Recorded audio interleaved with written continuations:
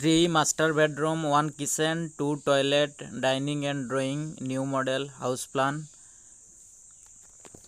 আসসালামু আলাইকুম, কেমন আছেন সবাই? আশা করি সবাই ভালো আছেন। আলহামদুলিল্লাহ আমিও ভালো আছি। আজকে আপনাদের জন্য 25 ফুট বাই 38 ফুট 950 স্কোয়ার ফিটের মধ্যে 3টি বেডরুম দিয়ে নতুন মডেলের একটি হাউস প্ল্যান দেখাবো আপনাদেরকে। আশা করি আজকের হাউস প্ল্যানটিও আপনাদের ভালো লাগবে। তো যারা কম বাজেটের ভিতরে এরকম প্ল্যান খুঁজতেছিলেন তারা ভিডিওটি কন্টিনিউ করবেন, আশা করি ভালো লাগবে। তো আমাদের ডিজাইনটির দোনো সাইডের মাপটি আশা করি বুঝতে পেরেছেন, 38 এবং 25 ফুট।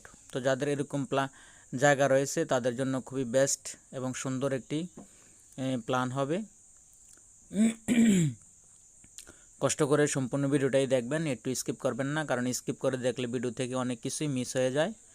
সেজন্য সঙ্গে থেকে পুরো ভিডিওটা দেখুন। কোনো কিছু বুঝতে সমস্যা হলে অবশ্যই কমেন্ট সেকশনে যোগাযোগ করবেন, আমি ইনশাল্লাহ চেষ্টা করব সমস্যার সমাধান করার। তো দেখুন আমি যে এখন কালারগুলো করছি ব্লু কালার দিয়ে, এগুলা বিল্ডিংয়ের সম্পূর্ণ ভিতরে এবং বাইরের যে ইটের ওয়ালগুলো হয় এগুলা সম্পূর্ণ ওয়াল। আপনারা সম্পূর্ণ ওয়ালগুলোই 5 ইঞ্চি ওয়াল করবেন। তো দেখুন আমি সুন্দর করে কালার করে দিচ্ছি যাতে আপনাদের বুঝতে একটু সহজ হয়। আশা করি আপনারা সম্পূর্ণ ওয়ালগুলোই খেয়াল করে দেখে নিয়েছেন।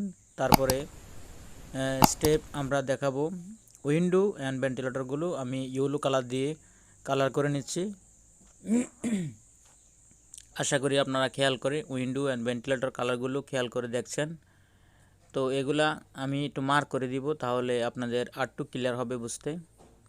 আশা করি আপনারা সম্পূর্ণ উইন্ডো অ্যান্ড ভেন্টিলেটরগুলো ক্লিয়ারলি বুঝতে পেরেছেন।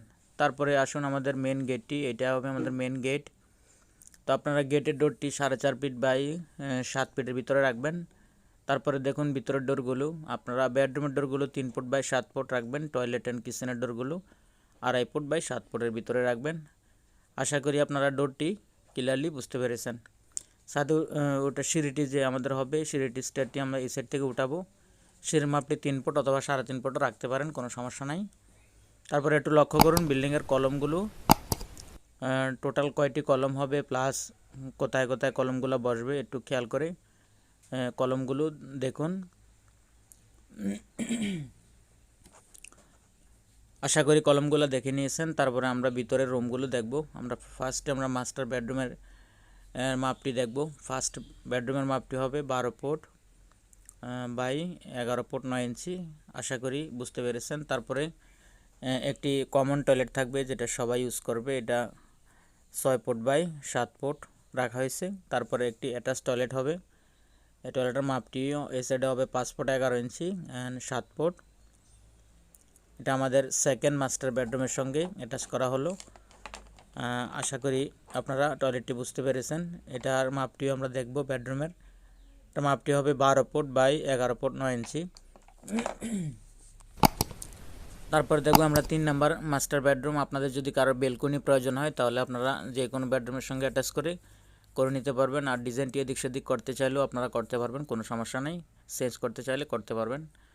তো আমরা 3 নম্বর বেডরুমের মাপটি 12 বাই 12 পাবো। তারপরে এই এরিয়াটি আমরা ডাইনিং রুম হিসাবে ইউজ করবো। এটার মাপটি হবে 12 ফুট 4 ইঞ্চি অ্যান্ড এই সাইডে হবে 13 ফুট 4 ইঞ্চি।